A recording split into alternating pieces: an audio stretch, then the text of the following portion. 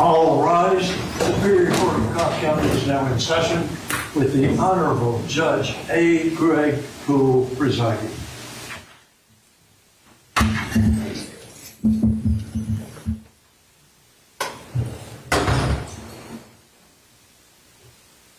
I'll have a seat. Invite.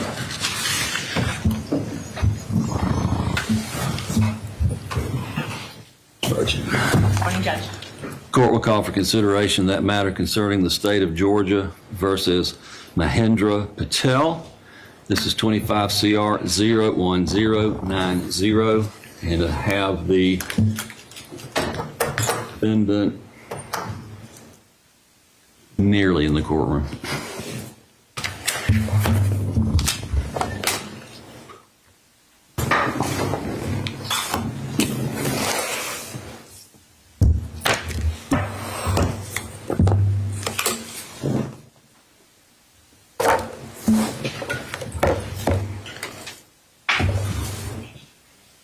Is it on?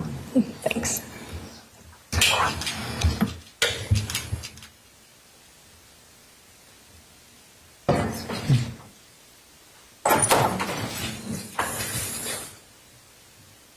Record can reflect that the defendant is now in the courtroom.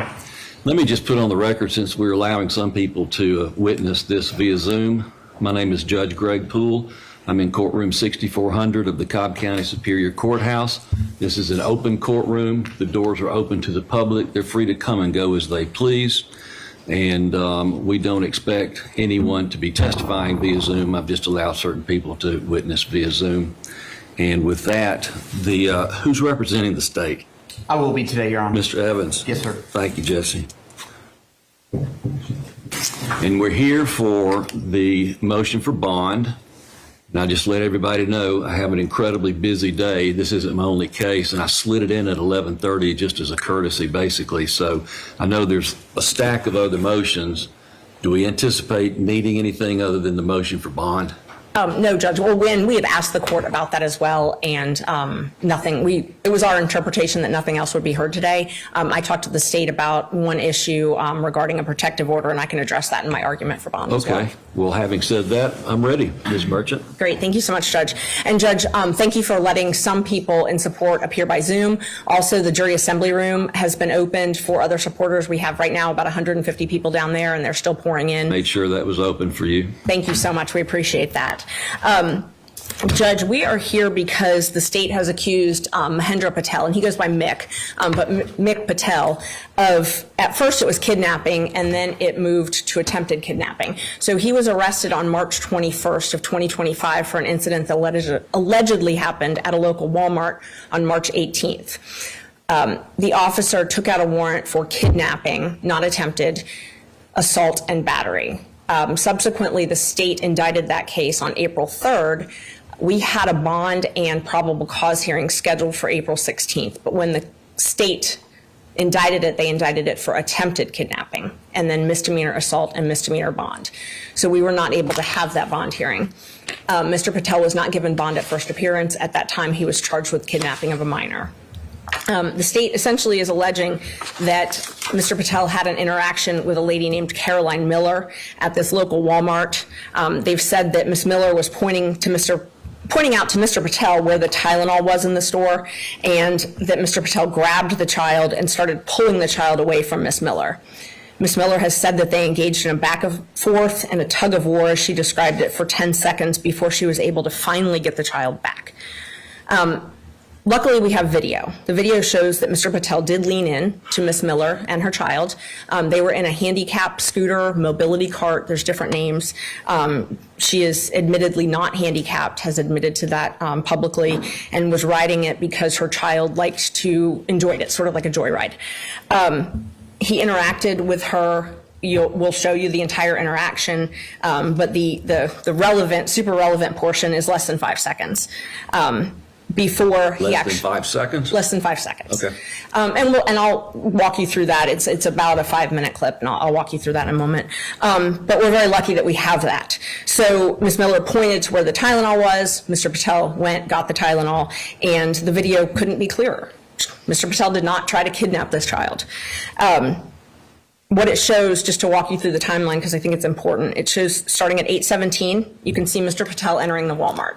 And I'm going to show you parts of this, not all of it, but, and if you want to see more of it, we can show you all you want, but what we've done is pull out the relevant parts. So he enters the Walmart at 8:17, then at 8:18, you can see him enter the pharmacy area, and then you can see at 8:19, he's looking for the Tylenol. So, and at the same time, he had his cell phone, and he was actually texting his daughter, who's here, because he cares for his 86-year-old mother, who has osteoarthritis and requires a special kind of Tylenol. So it was this rapid-release gel Tylenol. He was trying to find it, and the daughter who was helping him, the daughter who also has cared for the mother, was actually sent him a picture. So we've actually asked for the cell phone to be returned because we wanted that evidence, but the state, when we asked for it to be returned, they took out a search warrant for it, so it's still in their custody. But we've seen those, and so we know that he was texting about this Tylenol. The first interaction that he has with Miss Miller is at 8:21, and that's the first time you see them. She's in this scooter. He's got his hands in his pockets. This is what I'll call the first interaction. Then you see her sort of puttering along in the mobility cart, and you see her sort of clip the corner. There's an end cap display case. Sort of clip the corner of that end cap display case, stop, and at 8:21 and 45 seconds is when you see Mr. Patel lean in. And what we've talked to the witnesses and how it's sort of been described by a lay witness was like a father, like the child's reaching for Mr. Patel like a dad, like if you walk up to a baby and they reach for you. And Mr. Patel leans in and reaches for the child like a father would, is how it was described. Mr. Patel offered to hold the baby while she got up to show him where the Tylenol was, to point, because she's trying to point at that time. And he believes fully that she's handicapped, and she's got 2 young children. One is actually at her feet. So it's this mobility cart with the basket that you're supposed to put groceries in, and then one child's actually at her feet, and the one's sitting on her lap. Thinks that she needs help. He's been described by many people as a very friendly older gentleman. Leans in. You can see this, you'll see this, leans towards him. Miller leans back. He immediately backs up, puts his hands back in his pocket. You see him back away at 8:21 and 51 seconds, put his hands back in his pocket, and she actually continues to stand up, point out where the Tylenol is, and he continues to walk towards the Tylenol. At 8:21 and 57 seconds, you see him leave and go to the Tylenol. Then less than 5 seconds later, you see Miss Miller back up. She actually backs into the display case at this point. The display case visibly moves. Then you see her run over her child's foot. Her child actually does fall out of the cart. She runs over the child's foot, and another bystander who's there, who had witnessed the other interaction with Mr. Patel earlier, he had been right there within arm's reach. The gentleman who described it as like a father, interaction. That gentleman jumps in and grabs the child because the child's foot is sort of under the mobility cart. At this point, that gentleman, and his name is Mr. Leyva, he's on the warrant, so that's public record. His name is Mr. Leyva. So he is talking with Miss Miller at that point, and then you see Mr. Patel sort of have a brief interaction with them as he's walking to get another employee. So this is the second interaction, but the first interaction after this alleged kidnapping. Mr. Patel then goes and finds a Walmart employee, and this is at 8:23 and 09. The employee comes back and takes him to find the Tylenol. Miss Miller's creeping along, and Mr. Patel and Miss Miller walk past, Mr. Patel and this Walmart employee walk past Miss Miller in the mobility cart. She says nothing. Mr. Patel goes, gets the Tylenol with this employee. So this is the third interaction. He finds the Tylenol. He leaves the pharmacy area, And at 8:25 and 19 seconds, the fourth interaction with Miss Miller, he walks past her and he shows her the Tylenol. Like, hey, look, I got what I was looking for. You know, like everybody had been helping him. Nobody could find this Tylenol. He shows it to her and she gives him a thumbs up. Then you see at 8:27, Miss Miller is talking with that same Walmart employee. At the same time, you see Mr. Patel waiting in line to pay for the Tylenol. He pays with his debit card. He gets it in a bag. He walks towards the exit. And then you see him for about 30 seconds talking with a Walmart employee, you know, the people that check your receipts at the end, joking, talking with that employee, taps him on the shoulder. You can see he is friendly with everybody. Talking with all the employees, you know, things like that. He's a very friendly gentleman. You can see that. The entire interaction that Mr. Patel was in Walmart was 11 minutes. He interacted with Ms. Miller 3 times after she claims that he snatched her baby. There were lots of employees around, lots of people around for all of these interactions. Nobody stopped. Nobody says anything. There was a gentleman within arm's reach. Nothing. Nobody screams. Ms. Miller waited 5 full minutes to actually tell a Walmart employee. The employee had to try to convince her to call the police. We've interviewed this employee, said it was very surprising, didn't know why she didn't want to call the police. She just wanted to report it to Walmart. She waited a full 30 minutes to actually call the police. She was outside with her father and called and said, you know, hey, I'm sorry it took me so long to call you, but I got my baby back. Mr. Patel didn't flee. Mr. Patel was in for a while after this alleged interaction. He was in Walmart for almost 10 minutes after this alleged interaction, still looking for the Tylenol. He talked to at least 3 employees after this alleged interaction. So during this time that the police have said that he fled, he remained in Walmart for a full 8 minutes.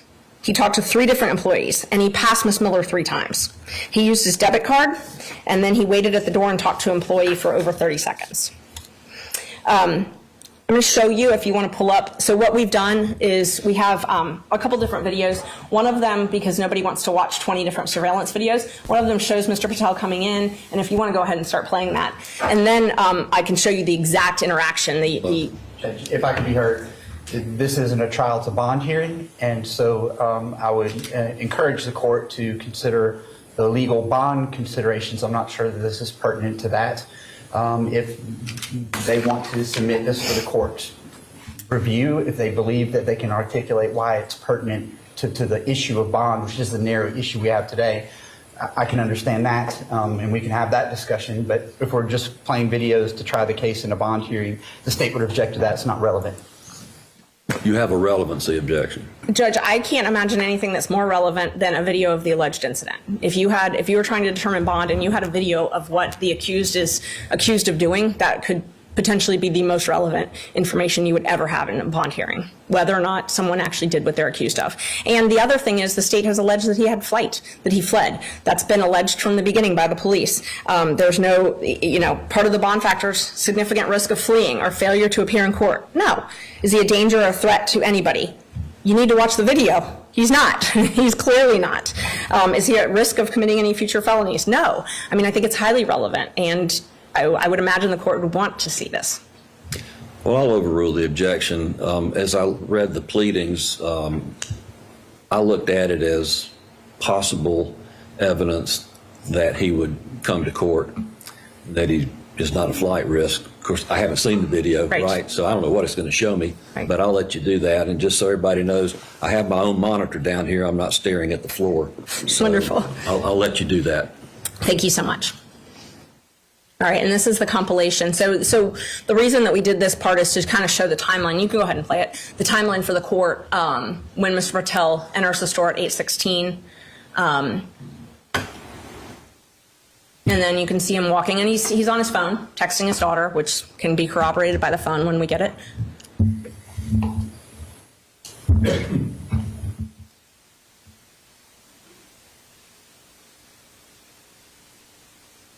Now you see him, he's walking to the pharmacy section. This is the pharmacy section. And now this is when he actually interacts for the first time with Miss Miller. So that's Miss Miller in the cart, in the scooter.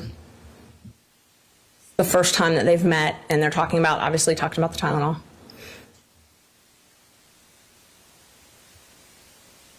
And so the gentleman, you can see a gentleman in an orange shirt behind them. That's the gentleman I was talking about. That's the witness. His name is Mr. Leyva. All right. He's the one that later assists All right. and witnessed the whole thing.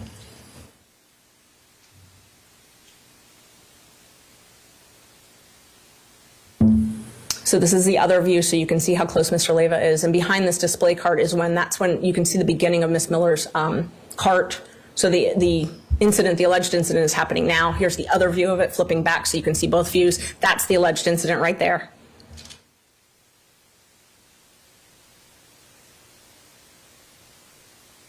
Then she points. He moves on, goes to get the Tylenol. She backs up into the display cart. She's laughing, joking with this gentleman. This is literally a split second after this alleged kidnapping. You see her child kind of get off the cart. She runs over the child's foot. The guy jumps in to help. She was having trouble with the cart. I mean, everybody shows that. All of this is after this alleged kidnapping has taken place.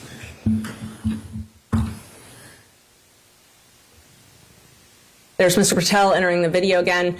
You see him walking past. He talks with this guy that's witnessed this alleged kidnapping. Miss Miller's right there, doesn't say a word. She's puttering along in her cart. He's chatting with this gentleman, asking about the Tylenol.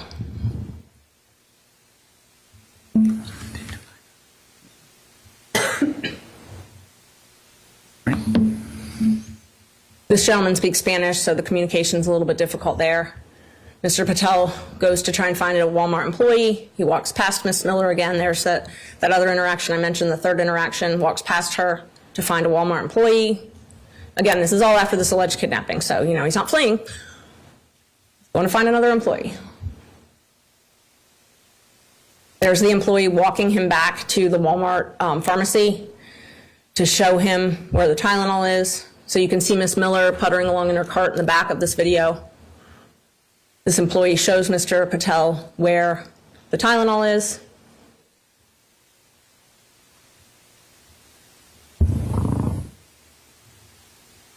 Miss Miller puttering along still on her cart. Mr. Patel walks past her, shows her, look, I got the Tylenol. She gives him a thumbs up.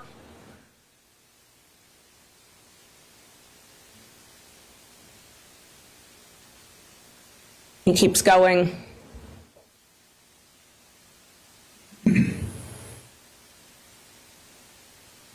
That's when, at 8:27, that's when she first told this Walmart employee about this. At the same exact time, Mr. Patel is paying for his Tylenol, so he's still in the store. And you can see if you zoom in, and we didn't do that, but it's the rapid release Tylenol. It's a special gel Tylenol it's the exact same label that his daughter texted him a picture of to buy.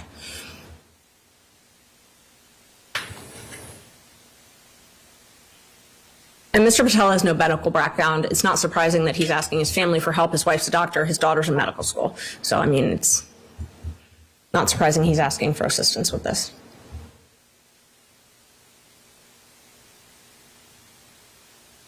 Pays with his card in his name, linked to his bank account.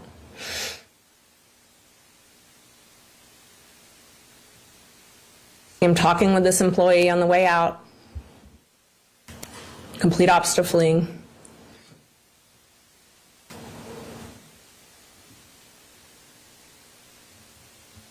He's like the typical elderly gentleman who talks to everybody at the store.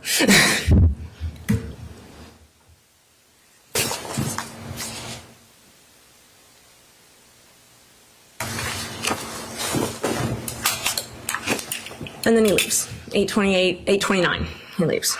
And Judge, so I've got the two videos of that alleged interaction if you want to see them. I don't want anybody to think anything's been taken out of anything, it's all on here, but what we did with this compilation is try to show both sides, back and forth.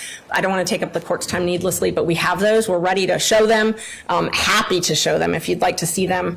I don't know what the court, would you like to see just those interactions? I don't know that I need to. Okay. If you think it's important, I will. No, I don't think it's important.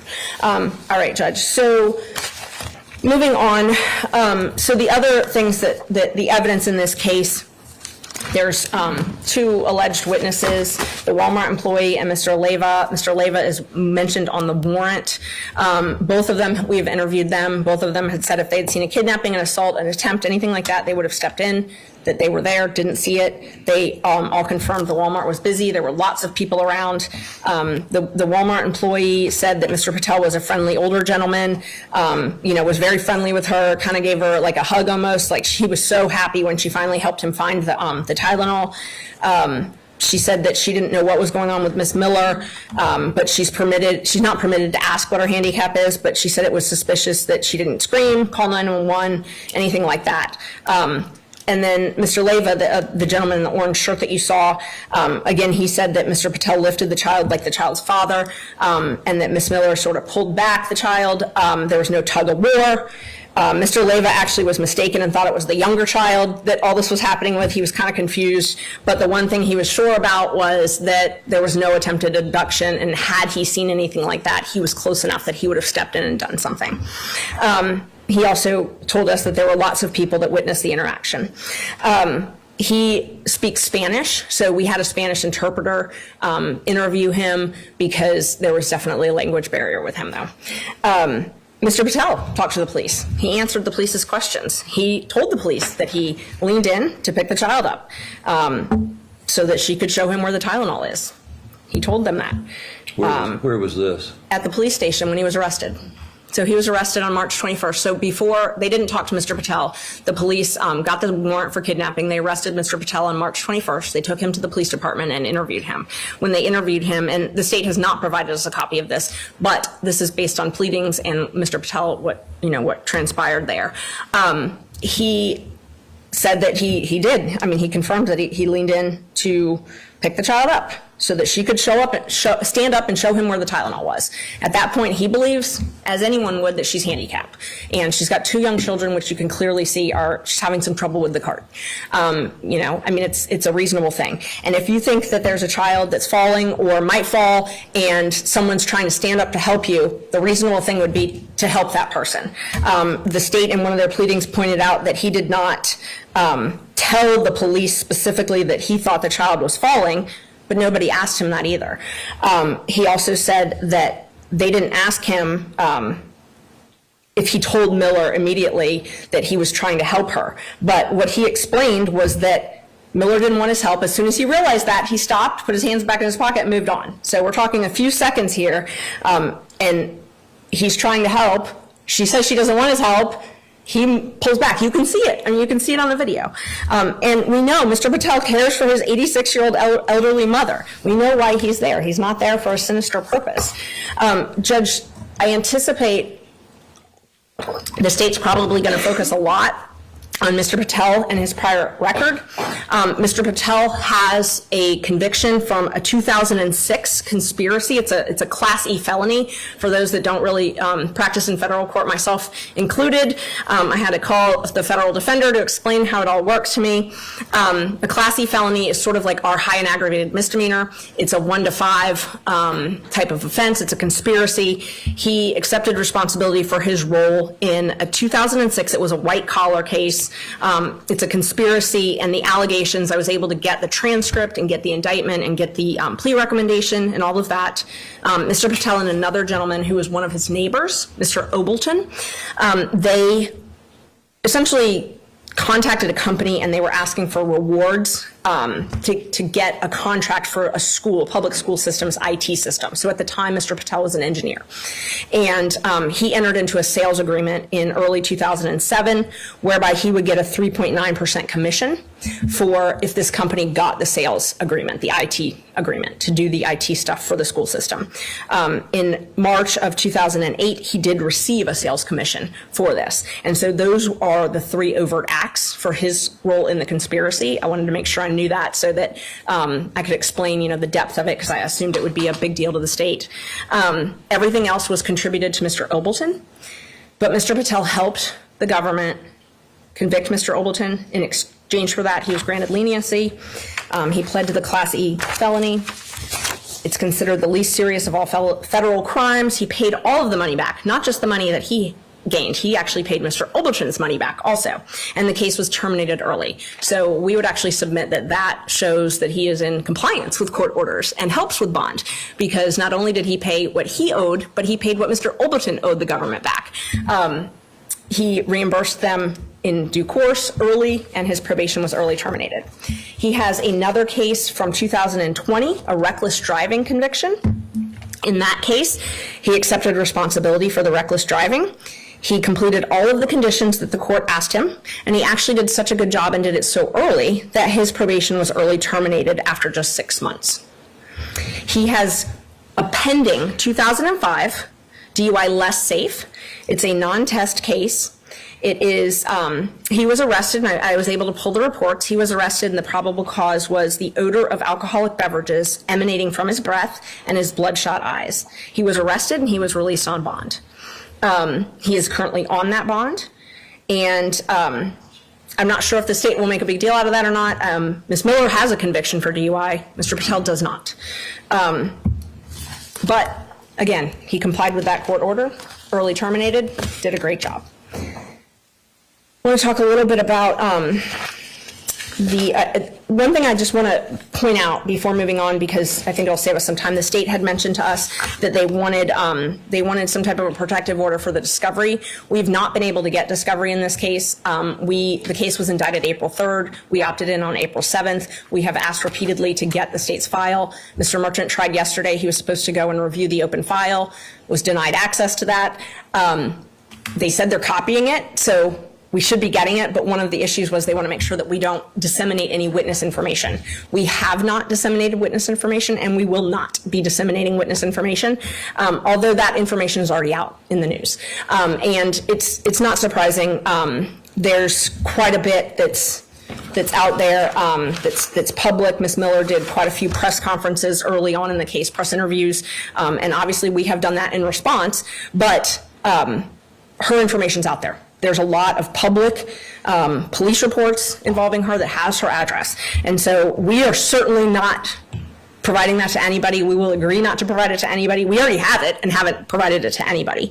But I know the state's concern was over witness information. We haven't released it. We wouldn't release it, but it's really not hard to find. There's over 20 police reports in the last 7 years involving Ms. Miller. It's not hard to find this information. I don't know how that's relevant to the bond motion that we have today, Judge, so I would object to that.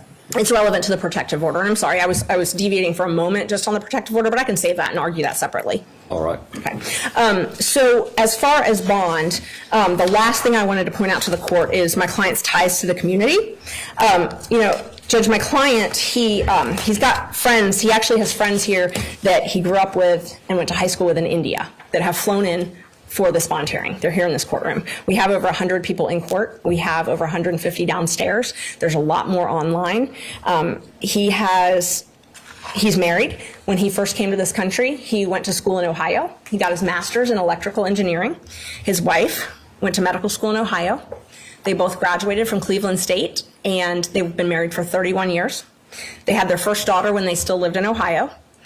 They moved here. They have lived here in the Harrison High School District for 21 years. They own their home in West Cobb. They were zoned for Harrison, but both of his daughters went to the magnet school at Kennesaw Mountain. They both got full scholarships and graduated from Georgia Tech. They're both in graduate school currently. One is in medical school and one is in MBA school. He and his wife are now retired. They own property and they manage that property. Quite a bit of property. He's the caregiver for his 86-year-old mother that lives with him. His wife is here. One of his daughters is here, the one who's in MBA school. The daughter that's in medical school was in the middle of finals and is available on the Zoom. He is very active in his community, as I'm sure the court can recognize by the outpouring of people that are here to support him. He is active in the Kiwanis Club. He's a board member of the Lost Mountain Kiwanis Club. He is active at Read Across America and a program called Terrific Kid Program, where they actually go and read to children at North Cobb High School, children in need, children who have developmental disabilities, at Mount Perrin, and also at Due West Elementary. He's active at his temple in Cartersville, the Sharim Temple, and there's members of that community here in support as well.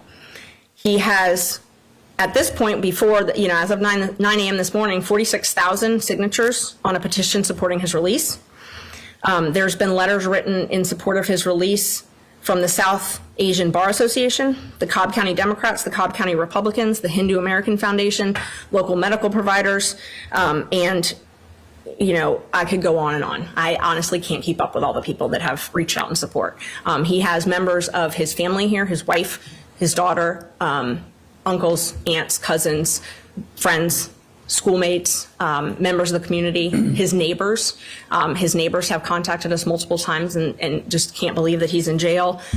His house is the house where the bus stop is, and all the kids like to wait for the bus at his house. And so he's got neighbors here in support of him, just a lot of community support. So, Judge, we would ask that you release him on bond. How old is he? How old are you? 57 years. 57. I was going to say 56. I forgot. He had a birthday 2 weeks ago in the Cobb County Jail. So he is now 57 years old. He's been in the Cobb County Jail for 6 weeks without a bond. And we would just ask that you release him on bond, Judge. And if there's anything else you want to know about him. In what amount? $10,000, please.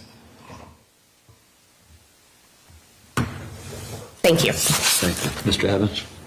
Yes, Your Honor, thank you.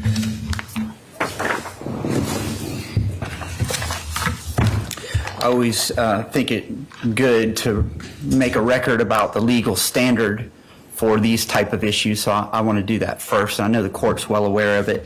Nonetheless, we do need to make a record. The burden of proof is on the defendant for when it comes to bond issues. That's Dunn versus Edwards, common spelling for both of those, 275 Georgia 458.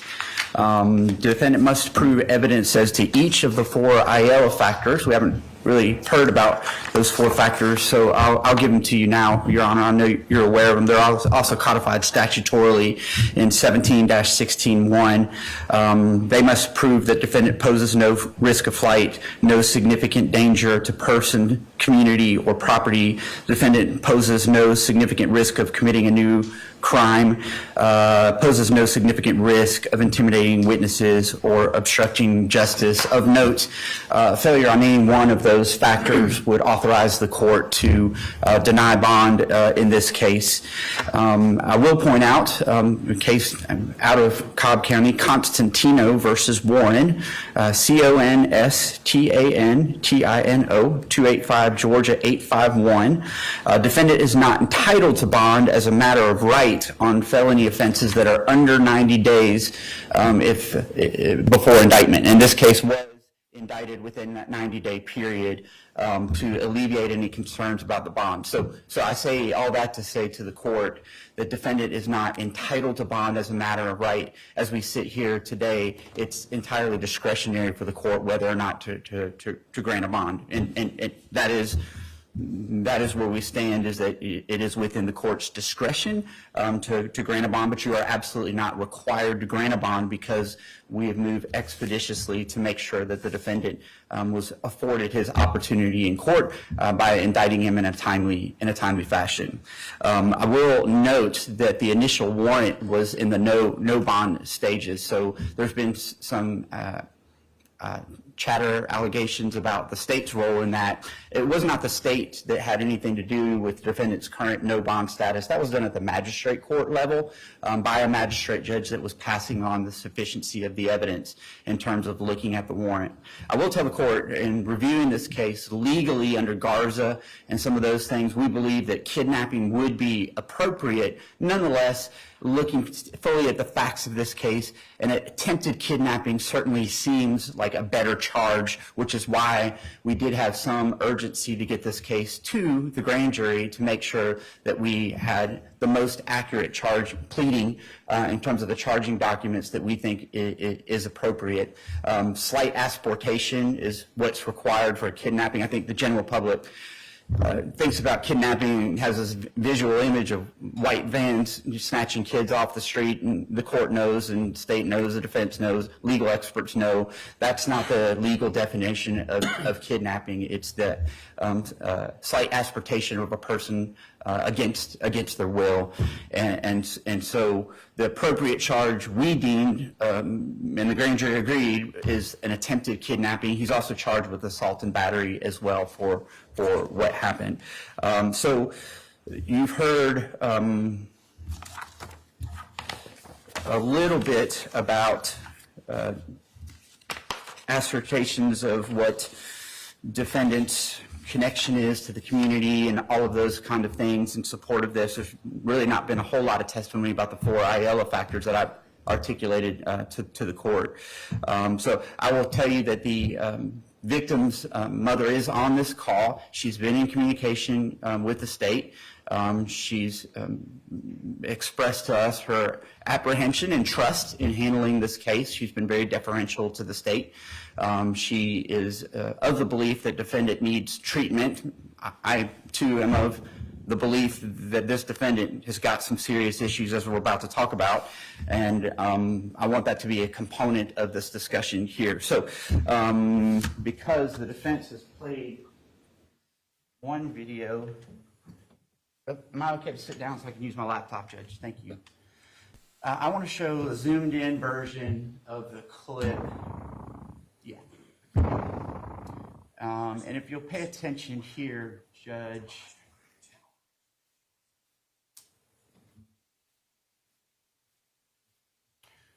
When you zoom in on it, you can actually see defendant grabbing this 2-year-old child, the child's 2 at the time, and tugging the child, attempting to tug the child away from the mom. I'm going to show you a still version in a second, too, that actually shows the child's legs hanging over the lap of his mother as the mom tries to pull her child back to her lap.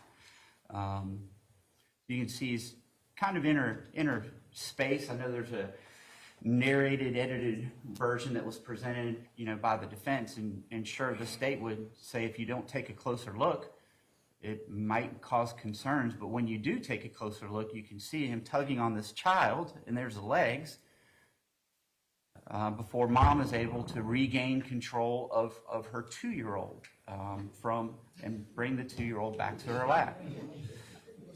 So here's the actual, you can see the legs of the child dangling as Mr. Patel tries to pull the child away. Listen, Judge, is this an unusual case? I would say it is. The state's not oblivious to the fact that this is a very bizarre set of circumstances. Nonetheless, this defendant reached down and grabbed a 2-year-old child from the lap of a woman in a Walmart at 8:30 at night and attempted to pull that child from her lap. The facts are not governed by the state here. The facts are governed by the choices of this particular defendant on this particular night, this particular public Walmart, as he encroached on the space of this mother and her two children.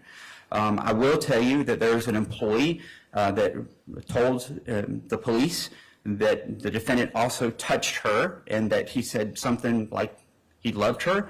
There is some evidence of apparent intoxication on the defendant's part, and looking at his criminal history, it's not terribly surprising because it would appear that intoxication and alcohol issues have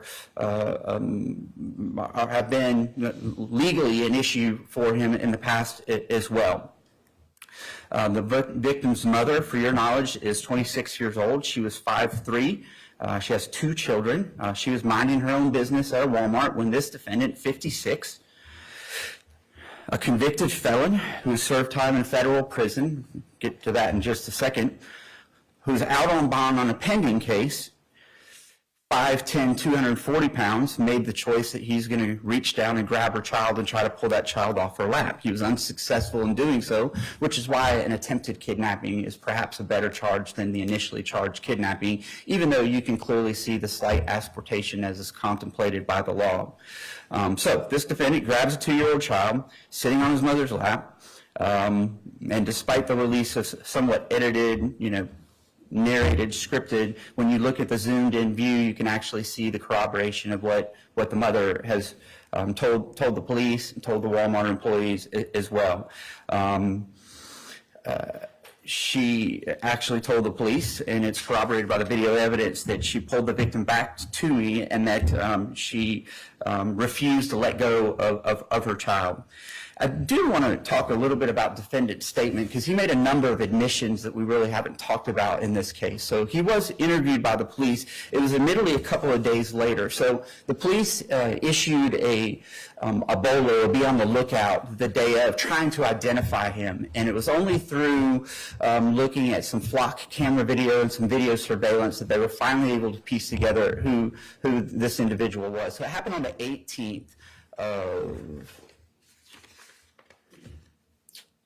March, and he wasn't arrested until the 21st in a neighboring jurisdiction before he was transported to the police for his interview.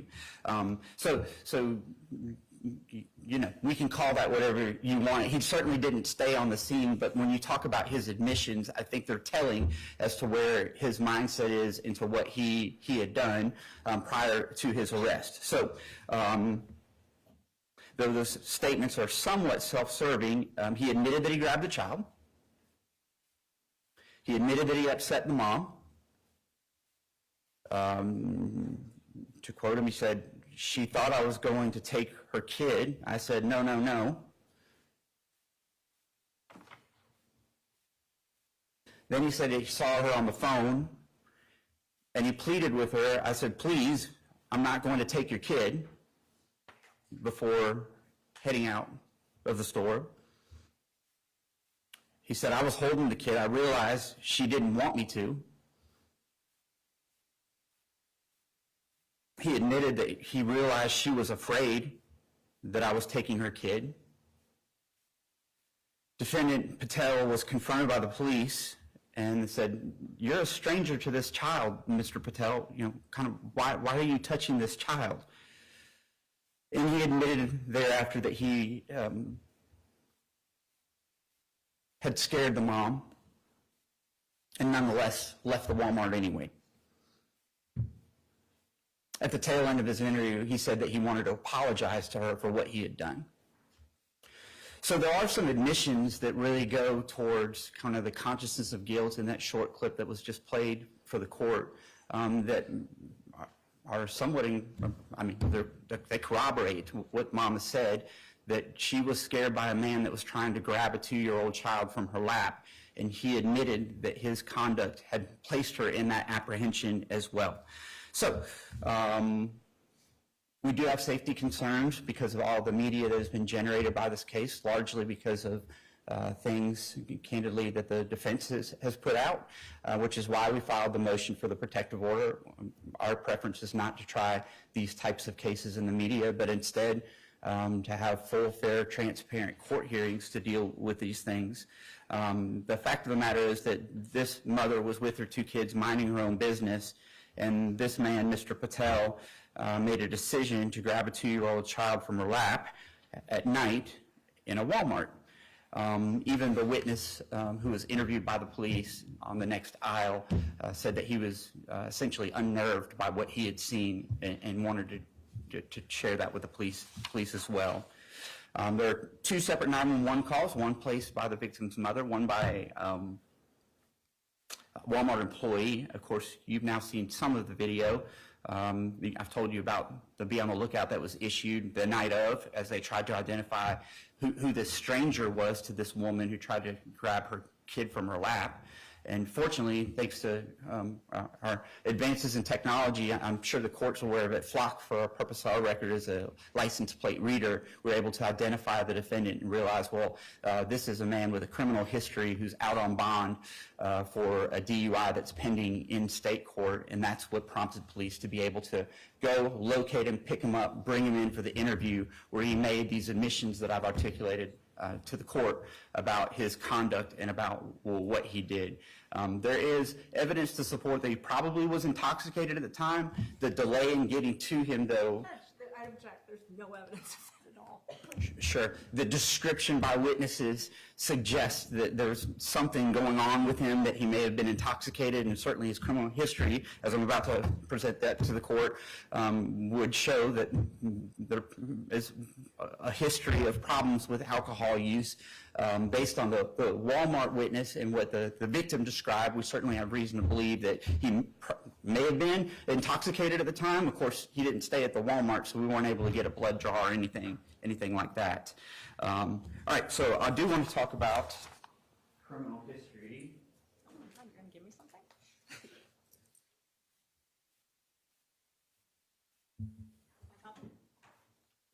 I'll show you now.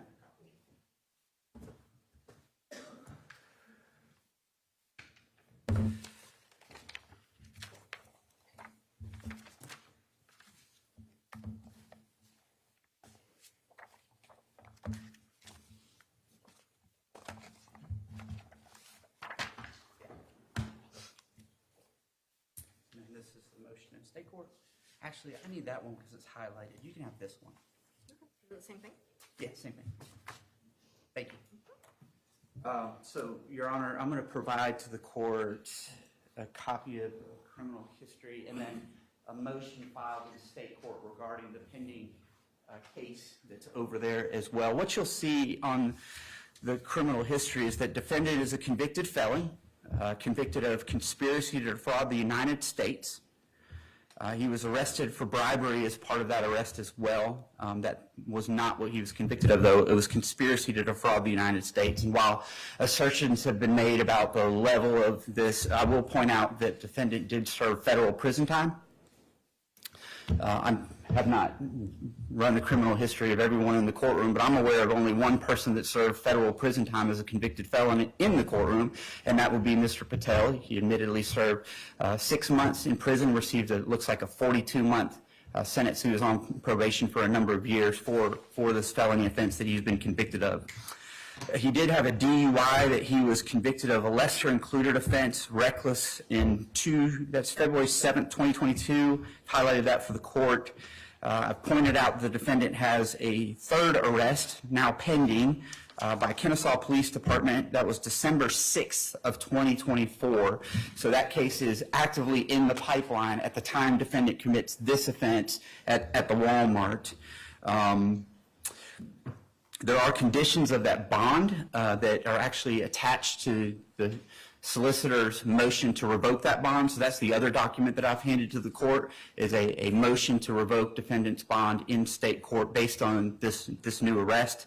If you look at those bond conditions from January 28th of 2025, among other things, shall not violate the laws, shall not drink alcohol or use drugs. And we've talked a little bit about that as part of the state's presentation of the case. So that was filed, the motion to revoke bond, I believe, April the 28th. So here, while the defendant was on bond, he committed a new crime on March the 18th. And fortunately, because of our ability to leverage Flock and technology, we're able to identify who this was, who this stranger was, who grabbed a 2-year-old child at night in a Walmart, and that led to his arrest and ultimately to his statement and admissions that he made on or about March the 21st of 2025. So this is his fourth arrest. Okay, fourth arrest, Your Honor. The fourth being while he was already on bond on a pending case here in Cobb County, Georgia. And so legally, this court is not required to give a bond. The state's of the opinion he's not a good candidate for bond based on the history that we have here. I would suggest to the court that if you're inclined to grant a bond, even though you're not required to, that we be heard about some specific conditions of that bond. But it is concerning from the state's perspective that you have a man who's a convicted felon on his fourth arrest, one while on bond here in Cobb County, Georgia, who made admissions to his conduct here. And in light of that, we would suggest to the court, not a good candidate for bond at this point. We're open to having discussions with the defense about perhaps some reasonable resolution of the case when it's appropriate after going through the discovery process. But at this point, you're not required to give the court, to give the defendant a bond. And so we would urge the court to consider all of these things when you weigh your decision, and we would like to be heard. If you exercise your discretion, say, well, I'm going to give a bond in this case for some reason, then we'd like to be heard on what conditions of that bond would be appropriate in light of the unique circumstances of this particular case. Understood. Thank you, Judge.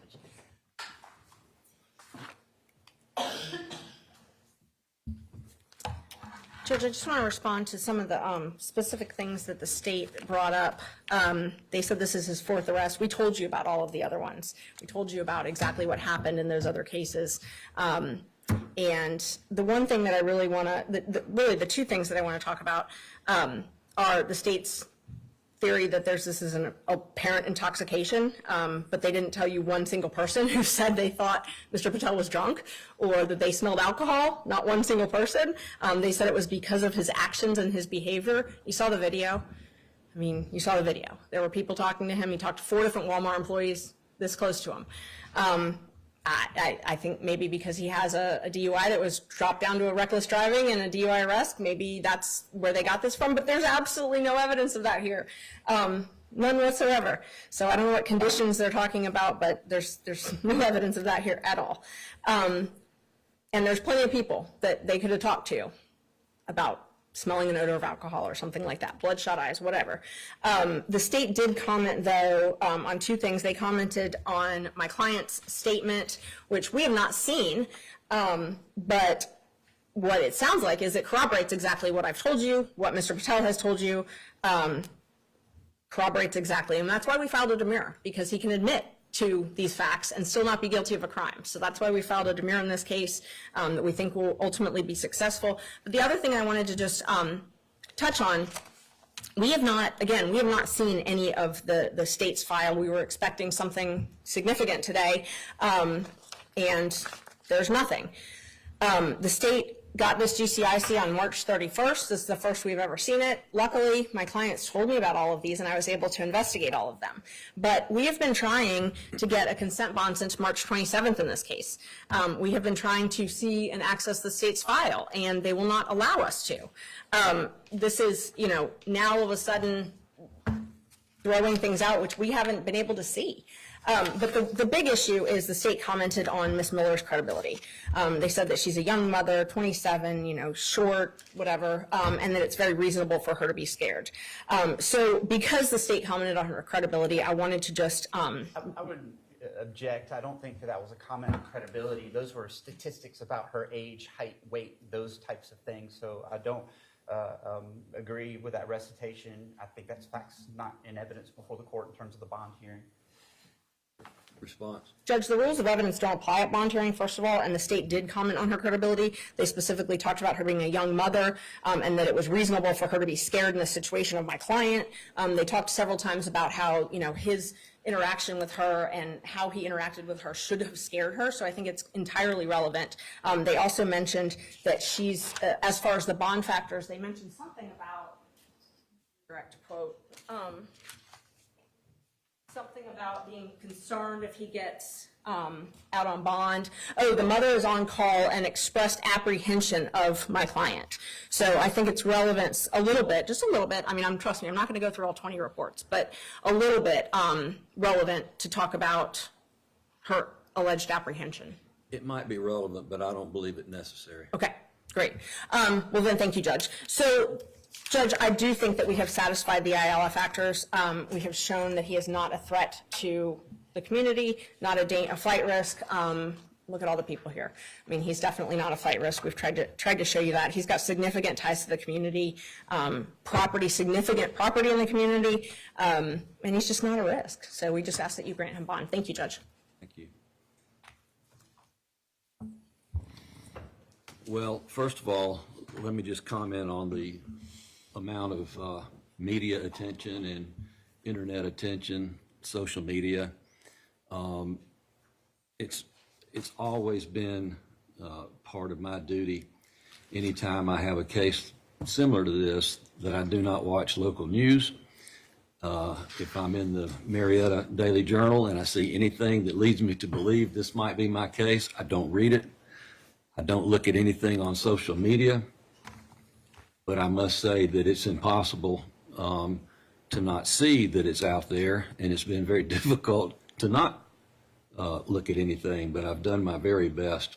So I feel like I'm going into this on an even keel with the state and the defense. I'm going to grant this man a bond. He's entitled to a bond based upon even the allegations of the state. His history here, he owns property, you said, in the Harrison district. He's educated, he's retired, manages properties, plural, apparently. He's married, he's in the Kiwanis Club. I mean, if he's got all that he needs to show me that he's a member of our community and that he has ties to the community. I don't blame the state from pointing out, and you did it yourself, Ms. Merchant, that he has some convictions. He doesn't have any type of conviction that bothers me in terms of any type of violent behavior or anything of that nature. I don't see any arrest, haven't heard any evidence of any arrest for any type of sexual, certainly child sexual type arrests.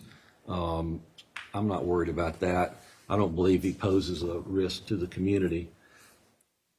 The evidence from the video, and I won't comment on what I think the video really shows as far as guilt or innocence. It's not my job today. But the facts do show me that he hung around, and I don't find that he's a flight risk based upon what I saw in the video and what was just, I'll receive it as a proffer from counsel about him hanging around. I'm not concerned that the police didn't get him the same day because he's presumed innocent, and innocent people don't worry about the police coming to get him. So that didn't bother me. I'll grant a $10,000 bond. That was the number you gave me. Thank you, Judge. I don't have any problem with it. He can make it any way he wants. It doesn't have to be a cash bond. As far as conditions, let me hear from you, Mr. Evans, as to any special conditions that, I mean, I would always put in there no drugs and alcohol, not because of the allegations that you've made, but that's every bond I do. And although I'm not a magistrate, I don't grant that many bonds because of reasons you know about. No drugs and alcohol, no contact with the alleged victim or any member of her family. What else do you want? You've nailed almost all of them, Judge. No contact with the victim, the family, that Walmart in particular, I would say. Don't go to that Walmart. Sure. Drug, alcohol evaluation, treatment, and screens. So I don't have enough to make me do that. Okay. If you know, if he picks up another problem with alcohol, then he probably will be back where he is right now. I mean, Sure. so.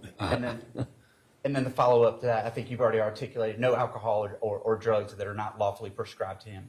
Right. Yes, sir. Do you object to any of those conditions? No, Judge, not at all. I'm not sure, this wasn't mentioned, but I just wanted to bring it up in advance. He has a trip in August that's already been paid for. We just want to make sure that he can go on that trip because it was a trip that was originally bought and paid for, and then his father died and it had to be moved, and it's with both of his children, extended family. It's an international trip, and so that is very significant to him. Well, in August. he's on probation right now? No, He's not on probation not, right no. now. You know, I got people in front of me that live in New York, and, you know, they certainly can go to New York. Thank you. And if I thought he was a risk, I wouldn't let him out of jail. Thank you, Judge. If you want me to put something in writing, then I'm happy to. And I appreciate that. I don't think it'll be an issue with that. Thank you. All right. Then why don't we do this? Madam Clerk, if you'll get the standard order, work with counsel, get both of them to look at it. Mr. Evans can consent as to form only, and then bring it back to me in chamber so that I can review it, and then I will come back in the courtroom and go over them and get the man's signature, and that'll take care of it. All right. Thank you. We'll be in recess for a brief period. He's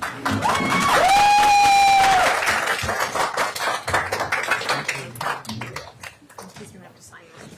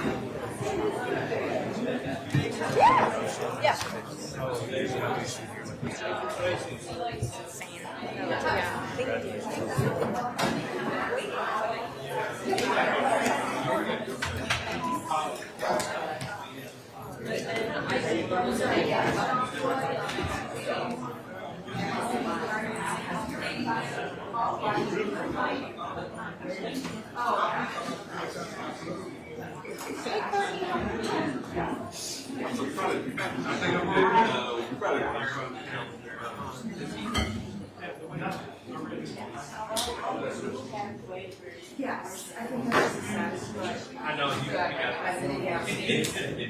it.